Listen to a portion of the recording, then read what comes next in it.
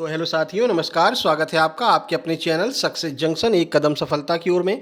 मेरा नाम है अतुल शुक्ला और हम लेकर के आ गए हैं आपके लिए मध्य प्रदेश अतिथि शिक्षक भर्ती से संबंधित महत्वपूर्ण अपडेट निकल करके आ रही है। बहुत टाइम से सभी अतिथि शिक्षक परेशान थे कि अतिथि शिक्षक भर्ती को बीच में ही क्यों रोक दिया गया है, अगला चरण क्यों नहीं शुरू किया जा रहा है, क्या अतिथि शिक्षक भर्ती अब नहीं होगी। तो यहाँ पर एक नया आदेश जारी कर दिया गया है, नया आदेश आ गया है। इस दिन से शुरू होगा अतिथि शिक्षक भर्ती का अगला चरण। अब ये अगला चरण कब से शुरू होने वाला है, साथ ही साथ में पोर्टल में जो भी दिक्कतें आ रही थी उनको लिखित रूप में मंगाया गया है और उनका भी निराकरण किया जा रहा है। सारी जानकारी हम आपको देने वाले हैं इस आदेश के बारे में।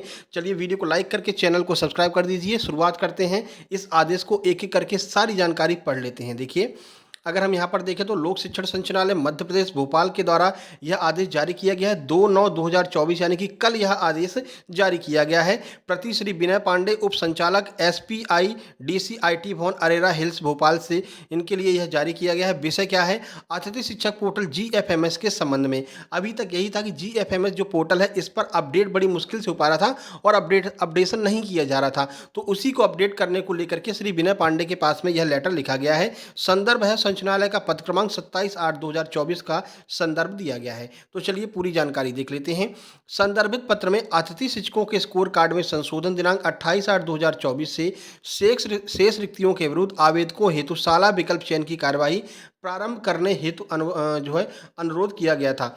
अब जो भी नए आवेदक आवेदन करेंगे वो अपने पसंदीदा जो स्कूल है उसमें आवेदन कर सकते हैं, उनको यह सुविधा दी जाएगी। ठीक है, देखिए, किंतु पत्रानुसार संशोधित कार्ड जारी करते हुए शैक्षणिक सत्र 2024-25 में शेष नवीन रिक्तियों के विरुद्ध दिनांक 4/9/2024 से आवेदकों हेतु जीएफएमएस पोर्टल पर शाला विकल्प की चयन सुविधा तत्काल प्रारंभ की जाए। इसके लिए निम्नानुसार कार्रवाई करने का कष्ट करें। यानी कि 4 तारीख से आपका जो है अगला चरण शुरू होने वाला है। दूसरा चरण जो है वो 4 सितंबर से शुरू होने वाला है। क्या क्या कार्यवाही करने के लिए यहाँ पर बोला गया है जीएफएमएस पोर्टल पर, तो देखिए, नंबर 1, अतिथि शिक्षक पोर्टल को एजुकेशन पोर्टल के साथ में रिक्त अपडेशन को डायनेमिक किया जाए। यानी कि अतिथि शिक्षक पोर्टल पर और एजुकेशन पोर्टल पर देखिए कि कितनी रिक्तियां हैं। जो भी रिक्तियां हैं उसको आप जीएफएमएस पोर्टल पर दिखाइए कि हाँ, इतनी रिक्तियां इस स्कूल में खाली हैं। ठीक है, नंबर 2, विकल्प में नियमित शिक्षक की पदस्थापना होने के उपरांत संबंधित पैनल की रिक्ति के विरुद्ध कार्यरत अतिथि शिक्षकों को पोर्टल से ऑटो रिलीव की सुविधा उपलब्ध कराई जाए। कि वही जो आपको हम बता रहे थे कि बहुत सारे ऐसे शिक्षक हैं जो या तो रिटायर हो चुके हैं या फिर दिवंगत हो चुके हैं, फिर भी उनको दिखाया जा रहा है जो पोर्टल पर, तो उसको यहाँ पर रिलीव कर दिए जाए। जो खाली बचती है पोस्ट उसको यहाँ पर दिखाया जाए। तो हमने आपको बताया था 5000 के लगभग पोस्ट इस तरह से खाली हो जाएंगी। जो पहले से काम कर रहे हैं और मतलब काम नहीं कर रहे हैं, वो रिटायर हो चुके हैं पर उनका नाम चल रहा है, ऐसे अतिथि शिक्षकों को रिलीव करके उनके पद को खाली दिखाया जाए।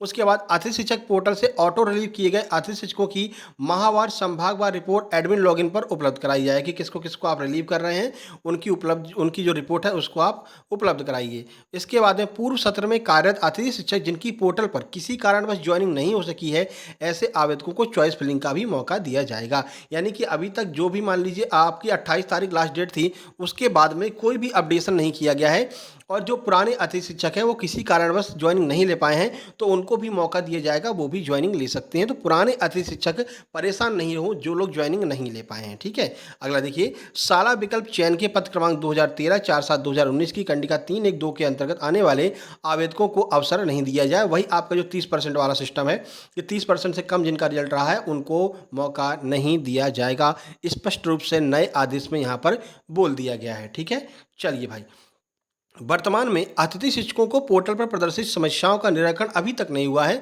अतः प्रदर्शित जीएफएमएस पोर्टल पर समस्याओं का निराकरण किया जाए एवं निम्नानुसार अपडेशन की बिंदुवार कार्रवाई की जाए। जो भी परेशानियां जीएफएमएस पोर्टल पर अतिथि शिक्षकों को आ रही हैं वो कौन कौन सी परेशानियां हैं उसको नीचे बताया गया है और इसके निराकरण की भी बात कही गई है। देखिए कौन कौन सी परेशानियां सामने आ रही हैं। अतिथि शिक्षक को पोर्टल पर ज्वाइनिंग रिक्वेस्ट करने में त्रुटि हो रही है।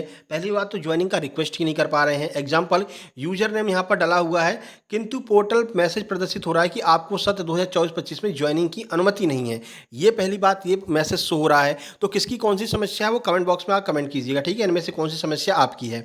तो पहली बात तो ये समस्या दिखाई दे रही है। उसके बाद में नंबर 2 पर देखिए, अतिथि शिक्षक द्वारा ज्वाइनिंग रिक्वेस्ट करने के उपरांत शाला प्रभारी की लॉगिन पर रिक्वेस्ट प्रदर्शित ही नहीं हो रही है। जैसे कि ये यूजर नेम है, डाइस कोड ये है, इनकी रिक्वेस्ट ही नहीं दिखाई दे रही है। कहाँ पर? जो आपके संकुल प्राचार्य हैं उनके आईडी पर दिखाई नहीं दे रही है। अतिथि शिक्षक यूजर नाम यह है, विद्यालय डाइस कोड यह है, में कार्य किया है किंतु विद्यालय डाइस कोड में ज्वाइनिंग रिक्वेस्ट प्रदर्शित हो रही है, अन्य आवेदकों को इस प्रकार की समस्या पोर्टल पर आ रही है। मतलब किसी और विद्यालय में काम किया है, किसी और विद्यालय में शो ऑफ हो रहा है, तो ये समस्या हो रही है। अगली, आवेदक यूजर नाम दिया है एसएस1 गणित में कार्य किया है किंतु एसएस1 भौतिक शास्त्र में ज्वाइनिंग रिक्वेस्ट प्रदर्शित हो रहा है, विद्यालय डाइस कोड यह है। ये लिखित में सूचनाएं मंगाई थी, एक बार हमने आपको पहले बताया था ना, एक आदेश आया था कि जो समस्याएं आपके पास में आ रही हैं संकुल प्राचार्य लोग उसको लिखित में समस्याएं 28 तारीख से पहले पहले हमको उपलब्ध कराएं, हम उसको भोपाल भेजेंगे। तो ये समस्याएं निकल करके सामने आई हैं जो संकुल प्राचार्यों के द्वारा भेजी गई हैं। तो आपकी क्या समस्या है, कमेंट बॉक्स में कमेंट कीजिए। जैसे कि ये गणित के टीचर हैं लेकिन इनकी भौतिक शास्त्र में ज्वाइनिंग रिक्वेस्ट दिखाई दे रही है। अब ये भौतिक शास्त्र कैसे पढ़ा लेंगे जब मैथ पढ़ाते हैं, ठीक है। नंबर 5वां, आवेदक यूजर नेम द्वारा विद्यालय डाइस कोड में लॉन्ग टर्म रिक्ति के विरुद्ध कार्य किया गया है किंतु पोर्टल पर मैसेज प्रदर्शित हो रहा है कि आपके द्वारा लॉन्ग टर्म रिक्ति के विरुद्ध विगत कार्य नहीं किया गया है। यानी कि काफ़ी समय से काम कर रहा है लेकिन वहाँ पर लॉन्ग टर्म का ऑप्शन आ रहा है, ठीक है। ये समस्या है। नंबर 6, विगत सत्र में कार्यरत अतिथि शिक्षकों हेतु आगामी आदेश तक पोर्टल प्रारंभ किया जाए, ठीक है। जब तक कोई नया आदेश नहीं आ जाता है तब तक पुराने और नए दोनों आवेदकों के लिए पोर्टल को शुरू किया जाए। अगला देख लीजिए भाई, देखिए नंबर 7, विगत सत्र में SS2 IT में कार्यरत अतिथि शिक्षकों को पोर्टल पर SS3 IT में ज्वाइनिंग करने की सुविधा उपलब्ध कराई जाए, चाहे वो SS2 IT हो या फिर SS3 IT हो, इनको ज्वाइनिंग की सुविधा आपको उपलब्ध कराना है। नंबर 8, अतिथि शिक्षक यूजर नेम को एक eKYC में डुप्लीकेट की वैल्यू तकनीकी त्रुटि प्राप्त हो रही है जबकि आवेदक द्वारा इतने पर eKYC की जा रही है। उक्त समस्या अन्य आवेदकों को भी पोर्टल पर प्रदर्शित हो रही है, तो भाई इस समस्या का भी निराकरण आप लोग कीजिए। अगला है, सत्र 2024-25 में आवेदकों द्वारा GFMS पोर्टल पर दर्ज रिक्वेस्ट की रिपोर्ट में रिजेक्ट प्रकरण एवं शाला प्रभारी स्तर पर लंबित प्रकरणों की रिपोर्ट की सूची से विद्यालय का नाम एवं डाइस कोड तथा आवेदकों का नाम पैनल नाम सहित उपलब्ध कराई जाए। ये सूची भी आपको उपलब्ध करानी होगी। उपरोक्त अनुसार GFMS पोर्टल पर शीघ्र उपलब्ध कराने का कष्ट करें। आयुक्त द्वारा अनुमोदित इसको किया गया। यहाँ पर आयुक्त के आपको साइन भी देखने को मिल रहे हैं, ठीक है। तो ये जितनी भी समस्याएं हैं सभी समस्याओं को यहाँ पर लिखित रूप में भेजा गया है और ये सारी समस्या जो है वो आपका निराकरण अगले एक दिन में, यानी कि आज 3 तारीख है, कल 4 तारीख है, कल तक ये समस्त समस्याएं जो निराकरण कर दी जाएंगी। GFMS पोर्टल पुनः ओपन कर दिया जाएगा जिस पर आप लोग ज्वाइनिंग रिक्वेस्ट भेज सकेंगे बिना किसी समस्या के। नए और पुराने दोनों आवेदक अब भेज सकते हैं, ठीक है। वैसे 28 तारीख लास्ट डेट थी पुराने वालों के लिए, लेकिन अब यहाँ पर ओपन कर दिया, नए पुराने दोनों लोग आप लोग अपना अपना आवेदन भेज सकते हैं। बाकी इससे संबंधित कोई नई जानकारी आएगी तो हम तुरंत आपको सूचित करेंगे। इसके लिए ज़रूरी है भाई वीडियो को लाइक कर दीजिए और चैनल को सब्सक्राइब कर लीजिए और सेंड कर दीजिए हर जगह। जो भी आपके अतिथि शिक्षक महत्वपूर्ण सूचना से वंचित रह जाते हैं उनके पास में इस वीडियो का लिंक सेंड कर दीजिए जिससे कि वो समय समय पर सही जानकारी प्राप्त कर सकें। बाकी आपको पता है MP पुलिस का जो है PDF हमने डाल दिया है अपने टेलीग्राम चैनल में। MP पुलिस का फिजिकल का पूरा PDF आ चुका है, किसका फिजिकल कब है तो आप लोग टेलीग्राम चैनल पर जा करके वहाँ से डाउनलोड करके PDF वहाँ पर देख सकते हैं। और टेलीग्राम चैनल जरूर ज्वाइन कर लीजिए, वहाँ पर हम महत्वपूर्ण PDF डालते रहते हैं। साथ ही साथ में free of cost study material भी हम वहाँ पर प्रोवाइड कराते हैं। वर्ग 2 का जैसे ही कोई जानकारी आएगी मेंस की तो वहाँ पर हम उपलब्ध कराएंगे। और अभी वर्ग 2 के जो study material free of cost वहाँ पर उपलब्ध है, जैसे राकेश यादव सर के मैथ्स के class notes, English Hindi medium दोनों वहाँ पर डले हैं। इसके अलावा नीतू मैम की इंग्लिश की बुक PDF वहाँ पर डली हुई है। गगन प्रताप सर की formula book, Aditya Ranjan sir की फार्मूला बुक, ये सारी फार्मूला बुक वहाँ पर फ्री ऑफ कॉस्ट उपलब्ध हैं। NCERT के नोट्स साइंस और सोशल साइंस की वो भी वहाँ पर उपलब्ध हैं, तो आप लोग फ्री ऑफ कॉस्ट जा करके डाउनलोड कर सकते हैं। व्हाट्सएप चैनल भी ज्वाइन कर लीजिएगा क्योंकि भाई टेलीग्राम का कोई भरोसा नहीं कब चला जाए, ठीक है। चलिए मिलते हैं किसी नई अपडेट के साथ में। और साइंस की क्लास आप लोग देख लीजिए, जैसे ही वर्ग 2 की एग्जाम डेट आएगी तो और हम क्लास शुरू कर देंगे। फिलहाल डेमो क्लास हमने साइंस की डाल रखी है, नीचे प्लेलिस्ट में दिखाई दे रही होगी MP टेट वर्ग 2, वहाँ पर जाकर के साइंस की क्लास देख लीजिए।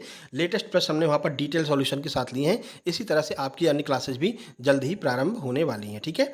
चलिए मिलते हैं किसी नई अपडेट के साथ में, तब तक के लिए नमस्कार, धन्यवाद। और इसको शेयर जरूर कर दीजिएगा अपने मित्रों के पास में।